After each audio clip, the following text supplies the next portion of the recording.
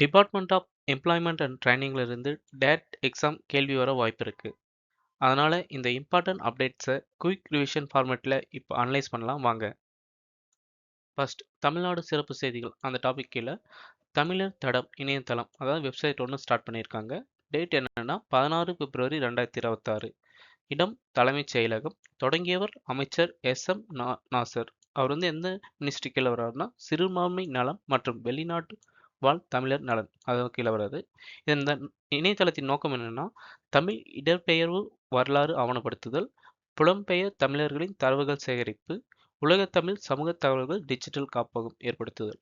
இதனோட அம்சங்கள் எடுத்துக்கிட்டா மையப்படுத்தப்பட்ட எண்ம களஞ்சியம், தமிழ் அடையாள பாதுகாப்பு, வெளிநாட்டு தமிழர்களுடன் இணைப்பு, ஆராய்ச்சி மற்றும் கலாச்சார ஆவணாதரவு. சிம்பிளாக சொன்னால் நம்ம தமிழ்நாட்டிலேருந்து நிறைய கண்ட்ரிக்கு மைக்ரேஷனாக போகிறாங்களே, யுஏஇ இல்லாட்டி சிங்கப்பூர் அது மாதிரி எல்லாம் அவங்களாம் டீட்டெயில்ஸ் கலெக்ட் பண்ணுற மாதிரி கனெக்ட் பண்ணிட்டு தமிழரோட இணைத்து இருக்கணும், அதுக்காக கிரியேட் பண்ணது தான் இந்த வெப்சைட். ரெண்டாவது தலைப்பு என்னன்னா தமிழ் மனம் திட்டம். இது என்னன்னா 10 கலை பயிற்றுனர்களுக்கு நியமன ஆணை, 2 ஆண்டு ஒப்பந்த அடிப்படையில் வெளிநாட்டு பணி வழங்குதான் இந்த திட்டத்தின் நோக்கம் ஓவரால் எடுத்துக்கிட்டா தமிழ் மொழி சர்வதேச அளவில் பரவக்க வேண்டும், தமிழ் கலை மற்றும் கலாச்சார பாரம்பரியத்தை மேம்படுத்துதல் வேண்டும். இதுக்காக என்னென்ன செயல்பாடுகள் ஆக்டிவிட்டிஸ் பண்ணியிருக்காங்கன்னா கலை பயிற்சி திட்டங்கள், கலாச்சார நிகழ்வுகள், வெளிநாட்டு தமிழ் சமூக ஈடுபாடு அதெல்லாம் ப்ரொமோட் பண்ணுறாங்க. எதுக்கெல்லாம் ஃபோக்கஸ் பண்ணியிருக்காங்கன்னா பாரம்பரிய தமிழ் இசை, நடனம், நாட்டுப்புற கலை வடிவங்களில் ஃபோக்கஸ் பண்ணியிருக்காங்க. அடுத்த டாபிக் என்ன கல்ச்சர்ஸ் டாபிக்ல இம்பார்ட்டன்ட் டாபிக்ஸ் பார்க்கலாம். ஃபர்ஸ்ட் ஓல்ட் சிக்கி ஸ்கிரிப்ட் சென்டரி, அதாவது இந்த ஓல்ட் சிக்கி எழுத்துன்றாங்களே அது எஸ்டாப்ளிஷ் பண்ணி 100 வருஷம் ஆயிருக்கு. அது மாதிரி ஒரு விழா கொண்டாடினாங்க. அது யார் இனாகிரேட் பண்ணாங்கன்னா பிரசிடென்ட் திரௌபதி முர்மு மேம் தான் பண்ணாங்க. 1925 யாருன்னா பண்டித் ரகுநாத் முர்மு அவங்க தான் ஸ்டார்ட் பண்ணியிருக்காங்க. இந்த லாங்குவேஜ் எதை பேஸ் பண்ணியிருக்குன்னா வச்சுக்கோங்களேன், சாந்தாலி லாங்குவேஜ் அந்த மேஜர் லாங்குவேஜ் டிபெண்ட் பண்ணி தான் இருக்கும். இதில் கிட்டத்தட்ட 30 லெட்டர்ஸ் இருக்குது. ஓகேங்களா, சாந்தாலின்னு நம்ம பார்த்தோம்ல, அது என்னென்ன டீட்டெயில்ஸாக பார்த்துக்கலாம். அது ஆஸ்ட்ரோ ஏசியாட்டிக் லாங்குவேஜ் அந்த கீழே வரும். எந்தெந்த ஸ்டேட்டில் பேசுகிறாங்கன்னா ஜார்க்கண்ட், ஒடிசா, வெஸ்ட் பெங்கால், அஸ்ஸாம், பீகார்னு இருக்காங்க. இது 8th ஷெடியூலில் இன்க்ளூட் பண்ணியிருக்காங்க அந்த சாந்தாலி லாங்குவேஜ். அது எதன் மூலமான 92nd constitutional amendment 2003. Okay friends, உங்களுக்கு ஒரு டாஸ்க். 8th ஷெடியூலில் மொத்தம் எத்தனை லாங்குவேஜ் இருக்குன்னு கமெண்ட் செக்ஷனில் சொல்லுங்கள் பார்க்கலாம். அடுத்த செய்தி தமிழ்நாடு பணக்கடன் வழங்கும் நிறுவனங்கள் சட்டம் 2025. அதில் முதல் வழக்கு கேஸ் ஃபைல் பண்ணிக்கிறாங்க. அது இங்கிலீஷ் சொல்லணும்னா Tamil Nadu money laundering entities act 2025. அது எந்த டிஸ்ட்ரிக்டில் பண்ணாங்கன்னா விழுப்புரம் காவல்துறை தான் பண்ணியிருக்காங்க. அது என்னென்ன சட்டத்தை இது பண்ணாங்கன்னா பாரதிய நியாய சன்னிதா அண்ட் மாநிலங்கள் சட்டப்பிரிவு 20, 21, 2.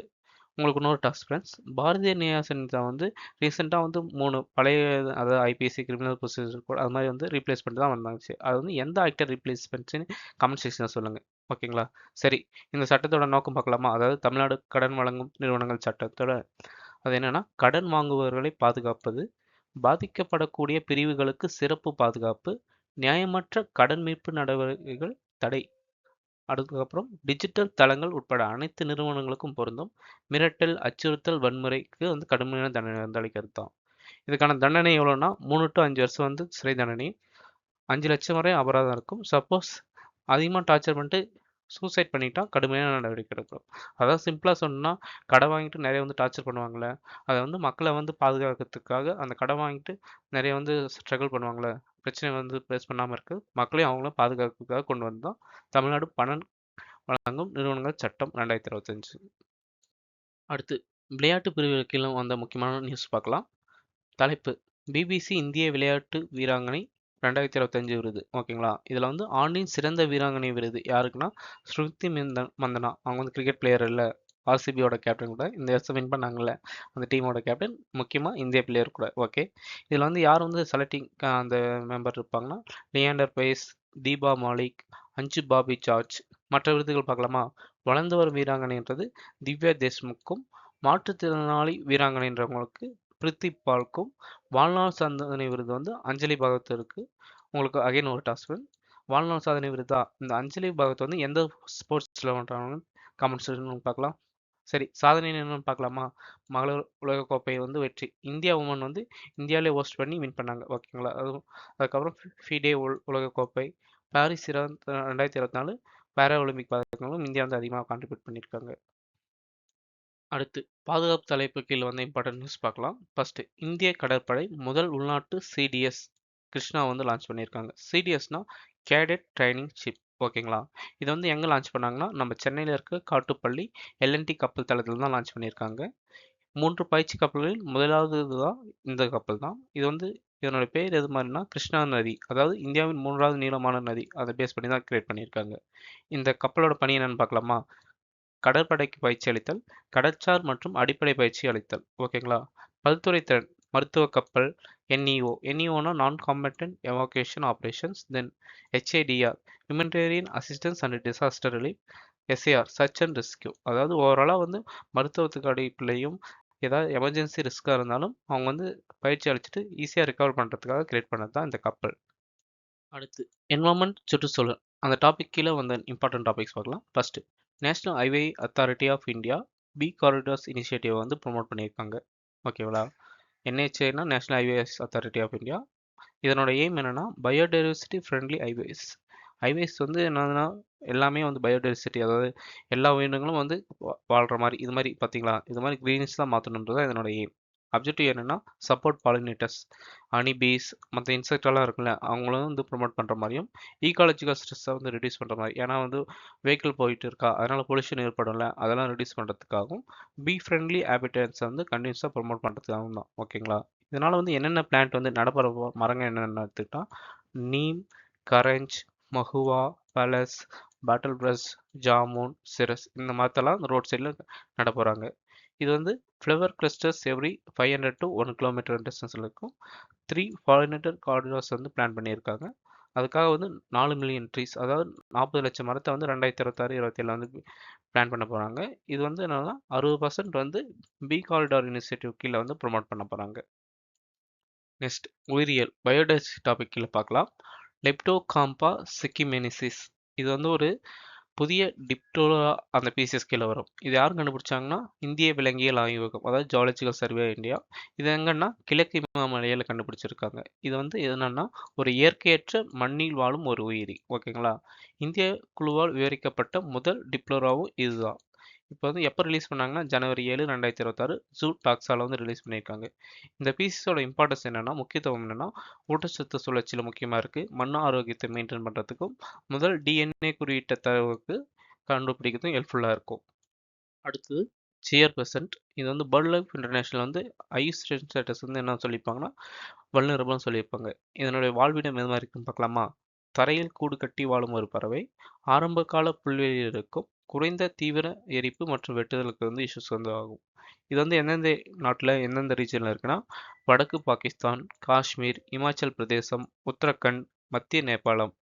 கிட்டத்தட்ட 1600 to 3350 மீட்டர் ஹைட்டில் தான் இது வந்து வாழ்கிற மாதிரி இருக்கும்.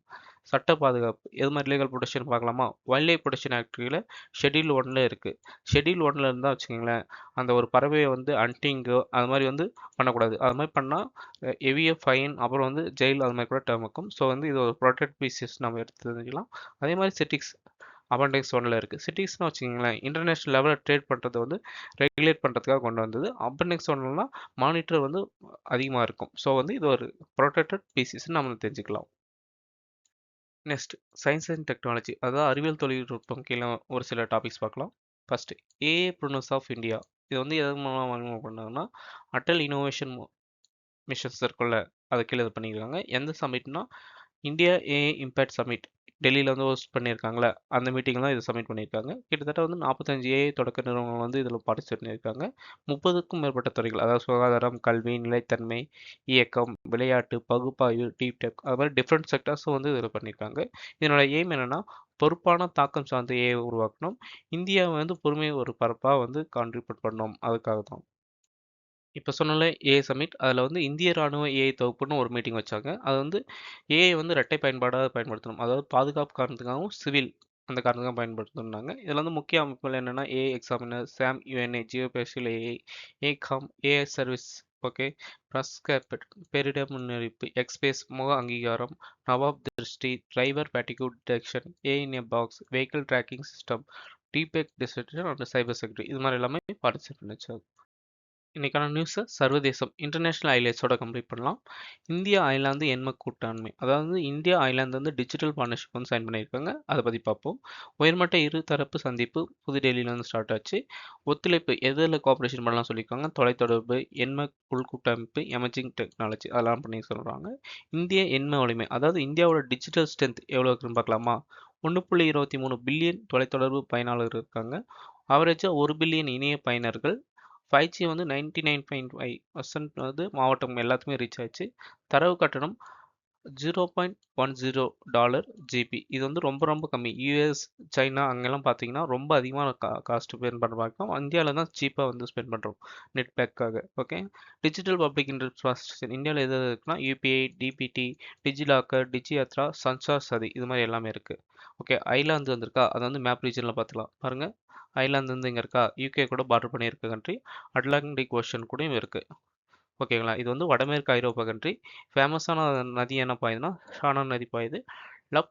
லப்கோரி அது வந்து லேக்ஸு.